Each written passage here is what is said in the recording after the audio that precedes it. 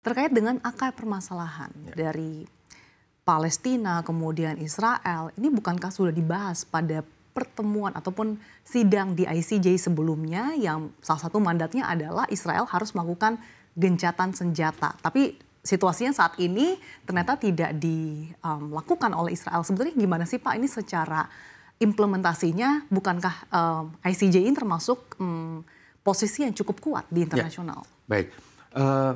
Memang ICJ, Mahkamah Internasional ini kan merupakan sebuah organ ya, di bawah Perserikatan Bangsa-Bangsa yang bisa dibilang merupakan badan PBB yang tertinggi mengenai masalah hukum internasional. Jadi dia bisa mengeluarkan fatwa-fatwa hukum internasional yang seharusnya diikuti, ditindaklanjuti, diimplementasikan oleh 193 negara anggota PBB.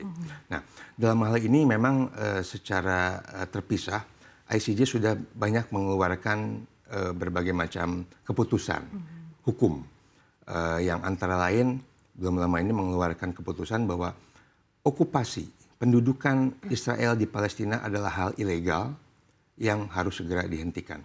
That clear, that simple. Ya. Bahwa secara kacamata hukum tidak dapat dibenarkan.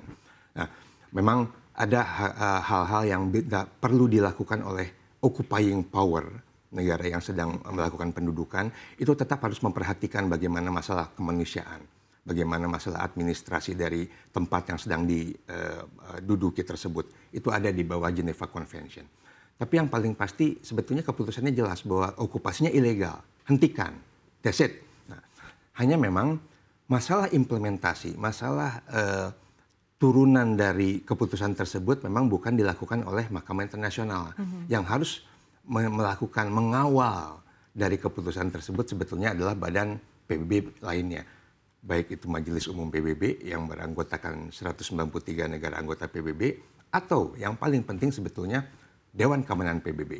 15 negara anggota PBB yang secara mandat itu ditugaskan untuk menjaga perdamaian internasional. Namun kita tahu bahwa DKPBB memiliki kelemahan, terutama dalam hal saat ini banyak terjadi perpecahan di DKPBB, terutama terkait dengan posisi beberapa negara besar yang tidak dapat bersatu untuk mengambil keputusan terkait dengan isu Timur Tengah, khususnya Palestina.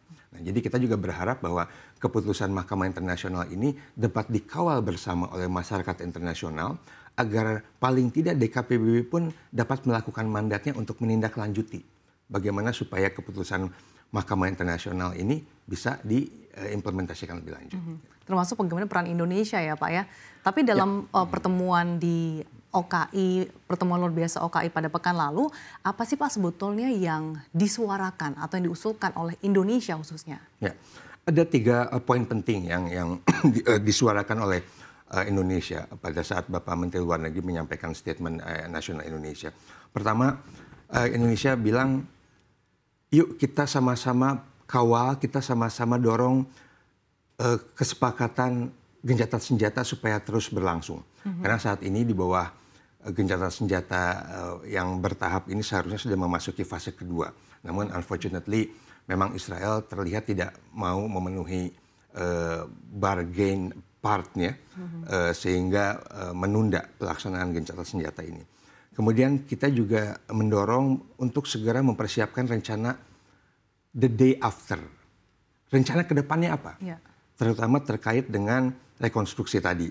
Karena rekonstruksi kan tidak dapat dilakukan, nanti aja deh kalau udah selesai gencatan senjatanya baru kita mikir. Enggak. Rekonstruksi itu harus kita lakukan bahkan dari sekarang. Dan juga yang paling penting sebenarnya itu tadi, kita mendorong supaya rekonstruksi itu dilakukan dengan memperhatikan kebutuhan nyata dari masyarakat Gazanya itu sendiri. Sehingga dalam hal ini upaya untuk merelokasi warga Gaza, untuk mengosongkan Gaza itu tidak dapat diterima.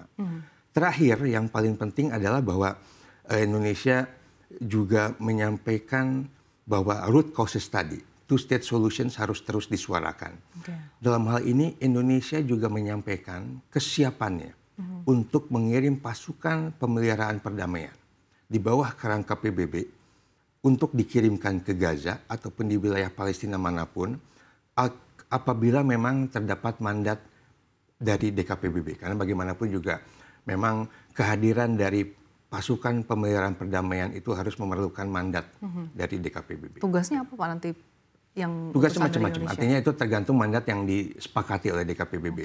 Artinya bisa bentuk peacekeeping, peacemaking, atau juga memang monitoring, itu macam-macam yang dan juga mungkin memastikan bagaimana bantuan kemanusiaan dapat tersalurkan, bekerja sama dengan badan PBB yang ada tentunya. Tapi kita saat ini merupakan negara nomor 5 kontributor terbesar pasukan pemeliharaan perdamaian PBB. Jadi kita personil kita cukup banyak di berbagai macam konflik di seluruh dunia dan kita siap untuk mengirim pasukan apabila ada mandat dari PBB.